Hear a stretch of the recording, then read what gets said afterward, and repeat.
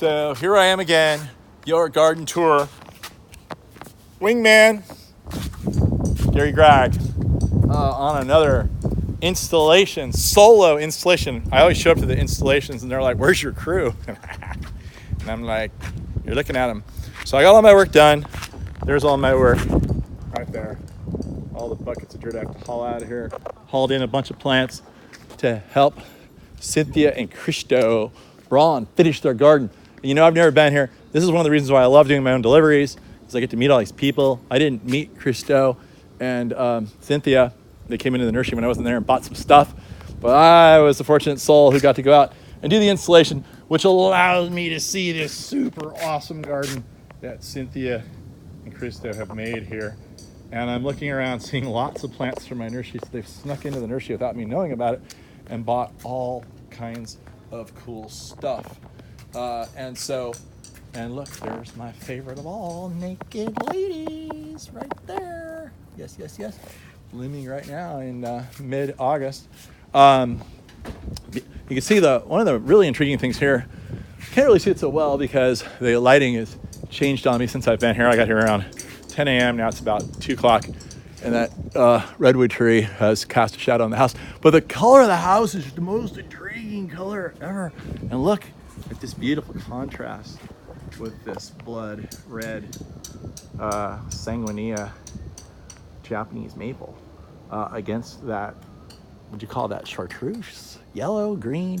I don't know, you know. But beautiful, massive boulders throughout the front. We have a wonderful paver system with a beautiful bonsai central decor in the middle here. Staircase leading up to the house, and lots of interesting things. A huge redwood that they inherited, obviously, that did not just get planted. And here's something you can use in your gardens. A lot of times these old gardens have big old camellias, and a lot of people just rip them out. These things have such wonderful longevity, and they get tons and tons of flowers. They have dark green foliage, and they look great in tropical gardens, conventional gardens, whatever. You know, they're evergreen. They don't lose their leaves.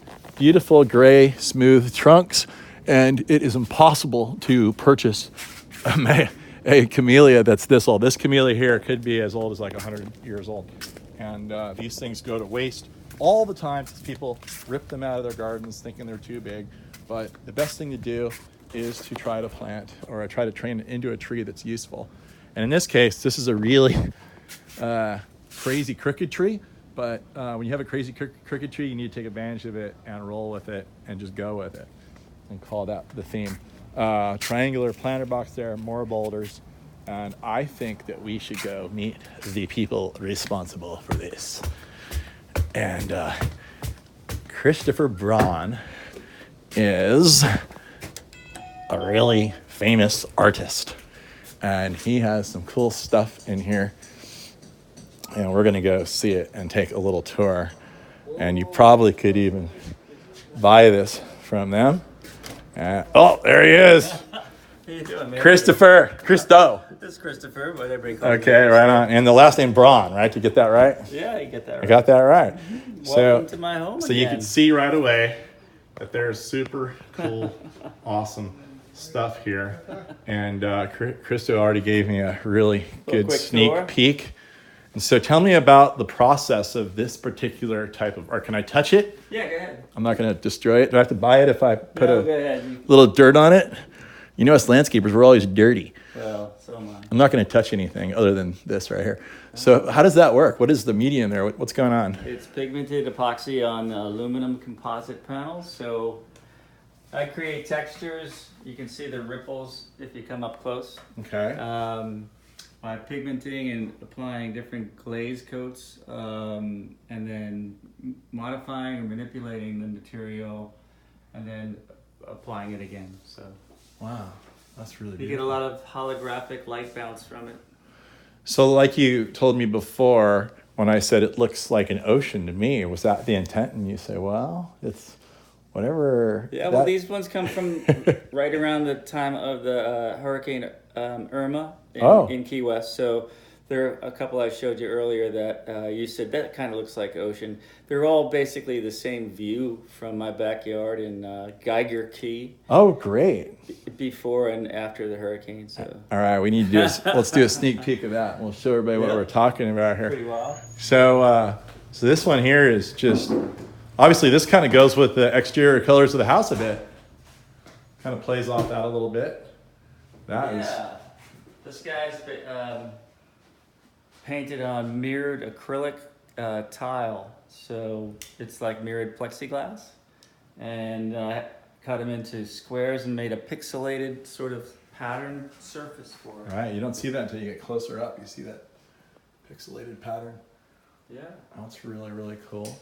All right, and then this is. This one's on stainless. No, this one's on galvanized steel. That's pretty deep. Yeah. I see a bear with the ear and the nose and then an arm and an arm. He's like grabbing something. I can't tell what. That's what I see right there. Cool. All right. Well, I guess we shall do a garden tour. Yeah. Oh, there's more. I love this. We can go down and go out the side. Oh yeah, let's do that. Yeah. That to me looks like some underwater. Like this almost looks like something you'd see like in a microscope. Yeah. With some things you collected from a pond or something. I do a lot of that referential stuff for micro, macro, cytoplasm. Yeah. Yeah. And so you told me that you have a big thing coming up in Alameda here. So we're in Alameda. I forgot to say where we were. This is a little island, actually a fairly large island in the middle of the bay, on the eastern side of the bay from San Francisco. And so you have an exhibit coming up or something, or what? No, I'm just Alameda Magazine just did a piece on me. Oh, okay. And it's about to come out pretty soon. So here's the same view as that other one. These three paintings. Oh, whoa! During the hurricane. That's nice and moody. I like that. Before, after, and during the hurricane, from my sister's place, which is right on the water, right near the Naval Air Station in Key West, in Boca Chica. Is this the Naval Air Station is like right here. Oh, okay. That's either before the hurricane, after the hurricane, or the eye of the hurricane. Exactly. Leave it up to you. One of three choices there. That's really spectacular. I love that. So we can do the garden tour from here, or you can see more of the other stuff. But yeah, let's check out the garden here. Yeah. That I was so impressed with, and like I said, I love doing these. I love your giant camellia that you kept right there. Thankfully. Oh yeah, that's an old plant right there. Yeah, she's a beauty. Yeah. A lot of people just cut those things down and think, some espalier going on here. Both sides. Tons of camellias. Real simple, low maintenance planting. Yep. She just jumped up this in the last couple of days, actually. Oh, really? Yeah, that's pretty recent, this little sprout, so I'm happy to see that. And these are these Sesinqua or are these? I don't know the genus. Japonica. I think they're Japonica. But Loriope at the base, Mexican pebbles down the ground. This is a really low maintenance garden because there's no turf out here. We have the irrigation system connected to we have a catchment system, a rain catchment. That's what I saw. I saw a tank out front, and this is my lovely wife. This is Cynthia here, and she's out here working constantly, super hard. I saw her. It's her passion. Yeah. Yeah, this is definitely. This is her studio. Is this little Gem, the dwarf? No, it's going to be reasonably big, and we want it to sort of espalier all up. We're going to do a custom espalier sculptural wall pattern with copper pipe. Whoops. Coming up. That'll be beautiful. Southern magnolias. I'm not good at the names, I have to say. Yeah. And then here's the fun thing under here. I'm always intrigued by any way that you can save water, any way you can. Yeah, and look what we have. We have this big, beautiful deck above, which we'll show.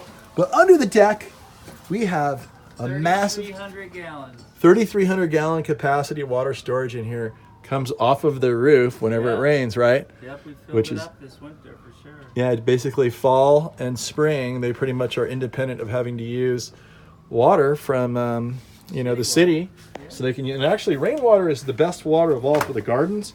It's completely pure. There's no chlorine in it. There's none of this fluoride or any other business. No salts. A lot of salts in city water. Look at this. This is what struck me the most when I came in here. Look, you can bounce off the color like this beautiful yellow, and then look at that. Yeah. It's just spectacular. And this is going to be this is bougainvillea, so it'll grow in this same color, and Right. the red against the yellow is going to be really cool. You should tell them how you did this. He did all of this himself. Oh, I in a just made really all of these economical these fashion. screens with some shade cloth and some of that cheap Yeah, that's just concrete meshing for exactly for laying slabs. Right. And just tacked it all together so the air still goes through. And I love the rust that develops on it. Accelerated the rust on that for sure with a little bit of. That's a really good little bit of solution acid, right there. yeah. I mean, usually you'd have all kinds of slats of wood. The wood would fall apart. And then This will last a maintenance- while. This will last forever. Yeah, yeah. And I love the idea that you're able to borrow your neighbor's bougainvillea. Oh, absolutely. You look over here and you're like, well, where's the big mess of bougainvillea? Usually the bougainvillea has a messy starting point at the bottom Yeah. that's always growing out in your face, like right here. You know? Yeah. But in this case, and it's a little thorny, so you have to watch that. But in this case, we have the barber karst spilling through the slats in the big. Now, did you guys build the fence too? Yeah. Fence is beautiful. Had other guys do it. But you kind of We didn't do it you designed it. Yeah. Yeah, it was your baby. Yeah. Right. So it's a beautiful, Lift the hammer on this one. No. beautiful fence. Now, did the city? Well, they were cool with 7 feet or whatever it was. That's 8 feet. 8. 6 solid, 8. The Yeah, last so it 2 could can be open air. So if the deer ever start to inhabit Alameda again, you'll won't have a problem here. Only There's 3 also feet in privacy front, though. screening. Right. You know. That's wonderful. Yeah, it does give you But a we really have nice a screen. gate to our neighbors. Oh, good. So does that mean you're going to eat their fruit or they're going to eat yours? Their chickens are over there. They have chickens. Yeah. Well, they have chickens. Yeah. So you guys are kind of like chupacabras. You go in the middle of the night and grab a chicken? No? No, but we do get some free eggs, which is Oh, that's good. That's good. So you have, is this going to be a lemon or a lime? That's a lime. that's a lime. That's a lime. That's a lemon. This is a Meyer lemon over here. So you can see everything's under construction. Higher hybrids lemon. I'm not very. And you've got your fig. This is a fig. Is that a mission fig?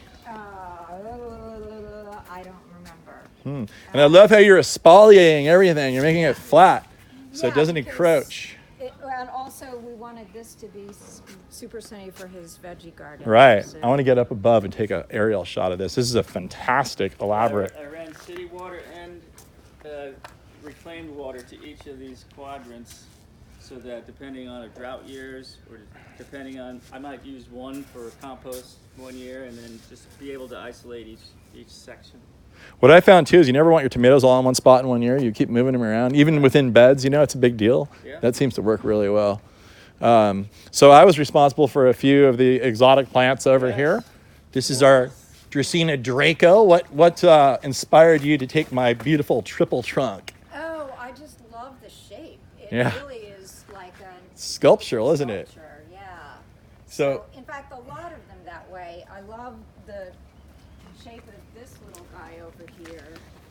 oh yeah, he's got the wild branching going on. Yeah. Yeah. He's also You only find that in sculptural. nurseries like mine where the plant sits there for 5 years I and it noticed doesn't that. gets hidden in the back like any normal nursery. Well, They'd you know- sell within 6 Yeah, weeks and you yeah. just get a cute little plant. Well, you know what happened? But isn't that pretty with the big branching structure on it? And what happened with this one here, whenever you see a triple of these, you know what that was? That was basically a calamity about 8 or 9, 10 years ago when it got decapitated accidentally. Right. And then it's forced a triple head, which took like another decade to Yeah, grow 'cause the out. other ones I've seen, they don't branch as low, right? To- Generally not. Yeah. No. This is kind of an unnatural situation Yeah, I because think it's just gorgeous. because we messed up and broke it. Kind of Dr. Seussy. Yeah, that's a man-made mess up there. And then The accident. and then here is this super spectacular emerald. No, I forget the name of it. Emerald velvet, purple, blue velvet yucca. My buddy Steve's gonna be so mad that I didn't get the name right the first time. But that's my buddy Steve's selection. It has a much larger head and much bluer iridescent color than all of the others. And a couple other succulents we put in here. And the moment I showed up, I saw one of my wonderful avocado trees right over here. And before I even introduced myself to Cynthia, I started scolding her. Why did I scold you? Because I need to paint the branches on the top. Right. I did it last fall. She did a great job. I did it last fall, yeah. But I need to do the Thanks, new ones Christo. up there. Love you guys. All right. Yeah, so you did a great job here. And then, And what I'm trying to do is I'm trying to exfoliate this so you can Yeah. see how I'm tying off the... it'll definitely work. Yeah, you just keep at it. Yeah. And then you see what happens here, everybody. The avocado tree is a forest-dwelling tree. It has lots of shade when it's young, but we put it out in full sun, and it doesn't have the ability to protect itself where the branches are exposed and they're immature, and then they'll get sunburn, as you can see up here, which slows the growth of the tree down. But I'm sorry I got so mad at you. I'm doing that tomorrow morning. All right. And so you told me that this neighborhood, I saw a few other avocado trees. There's one over there, and there's one big one right there. There's another one there, and then there's a big one here. And what that means is you'll have lots of pollen possibilities to pollinate yours. Do you remember which variety this is? It's one of the ones that doesn't grow tall. Oh, okay. Do you Maybe it's a remember? little cado. Yes. Oh, that's the exactly yeah, that's what a it really is. good one. Yeah, it's a dwarf. Then you have another one over here. This looks like Stewart, maybe. This one I did not get from you. Oh, okay. I got this one first, and it was like... Just lingering, kind of slow. Yeah, and I actually did most of this work before I managed to find your place. Oh. And when I found your place, I was She like, feels bad. I did. No, It's okay. No, I still no. love you. No. The point is, You don't have when to buy I every found plant from your me. place, I was like, oh my gosh, I wish I hadn't planted my yard yet. And so when this part back here failed quite recently, I went to your place immediately, and Right that's why on. we got all these things. Because these you know all the cool plants ones. that we grow are really, really tough because you see how badly we abuse them and they're still looking good. But they're big and Yeah. no, I Yeah, love we them. grow tough plants. Yeah, we don't mess around with soft, wimpy plants. So then you've got the beautiful African fern pine screening the side yard here. Ipomoea coming over the fence, probably from the neighbor. Yes. Hopefully that won't take over too badly, but it looks fantastic the way it is. Always cutting it down. You've got the Araucaria, really interesting textured pine over here that you obviously inherited. Yes. That'll get really, really big. So, Oh, really? did you know that? No. there may be a day that You it looks fantastic now. This thing is so cool. Look at the foliage on it. This is basically a tropical pine tree, and it's from the southern hemisphere. Interestingly, I could say a lot about this tree. I'll be real short, but it's called the Cooke Pine, and they found that in hurricanes, these big, giant, straight trunks are so strong they would never break. All the leaves would snap under hurricane and would be denuded of foliage, and then the foliage would just grow out of the trunk. And so it was so strong that they figured out that they could build ship masts out of it. Oh, wow. So that was one of the historic uses of this tree. Yeah, well, the reason why a lot of this, when we were doing so much construction at the house, it definitely got hurt. But It's a anyway, beautiful it's tree gonna anyway. work. Yeah. And you've got your pomegranate. Everything is Pomegranate, foliated. yeah. Everything looking so tight. I want to go up the staircase and take an aerial view of your beautiful design. We're going to have a artificial turf bocce ball court over here. Everybody's going to want to come hang out with Cynthia and be her friend and party with her now. But I'm not going to give her name out because she already has enough friends, I think. But here, look at this beautiful pattern we have. So it's an elongated shape. It's symmetrical, but it's not perfect on two axes. It's perfect on one axis, and then it's elongated. It's elongated this way. That is really elaborate. That must have taken, there's a story behind how much time and effort you put together designing that and laying that out. He actually built it. So. All right, 30 seconds or less. Tell me about that process. Started with the pakwas in the Chinese symbols and workable mandala that has 8 sections. So then I broke it into generally in 8 sections, and then I condensed it. We probably will be working off of the 8 sections eventually. But the way that the elongation sort of, for me, reminds me more of like the Native American Zuni symbol on their flag. So it's sort of just sort of a hybrid of a bunch of different things that I thought was pretty cool. It's really elaborate. I absolutely love it. It's simple and it's elaborate. And there was also another happy accident where the paths sort of flared out towards the egress points. Initially, that I was thinking was going to be more rectilinear paths, and they sort of went into these little trapezoids that flare out wider at the base, at the exit points.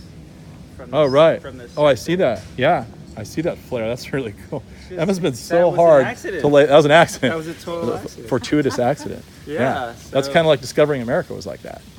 Right? Well, we don't know who really That's true. discovered That's America. true. I mean, the European who claims he did. A fortuitous accident for him and to the detriment of everybody that was here. There was probably a good strong nor'easter yeah. right at it. Looks like you're going to put a bench back in the corner where the gravel is. No, we've got a bench underneath No. the middle. That's Okay. actually the path to the neighbor. Oh, that's past the neighbor, right? Yeah, I forgot about that. That's Right. a bunch of, those are the plants I took That's out where the to get chupacabra this goes stuff and in. harvests the chickens. Oh, And, yes. and the fake grass bocce cord is a great place to do Tai Chi as well. Right. And so we'll leave you at the bocce ball cart. And then also, one last thing to talk about is the idea that you're elevated on this deck. And so you decided to get some privacy on this side Yes. with that big wall, which is really And a beautiful. And wind then the break. podocarpus gives us privacy on this wall. Right, and then there's lots of beautiful borrowed scenery. I actually really like the lack of privacy in the back. It gives you a feeling of depth of space, and there's all kinds of trees and depth there. And even the houses themselves Yeah, have they're really fun. cool character back there. But the those yuccas, the variegated yuccas, I just want to make a stand of them all the way across. Right, We call them spikes. the Spikes. tri-colored yucca, So you'll see easiest this. plant in the world to grow. Yeah, so there's one every 8 feet or so, and so they'll grow tall, and that'll just be a fun geometric thing along the back. All right. Well, there you go, everybody. I promise that when I come to your house to plant a few plants, I won't force you into a video. But if your garden's really cool, Don't believe them. or if you're a really cool artist, then you better watch out because all is fair in my world. That's true. And he's a lot of fun. So, have him come plant some plants just so he can hang out for an afternoon. There you go. All right. Thanks, you guys.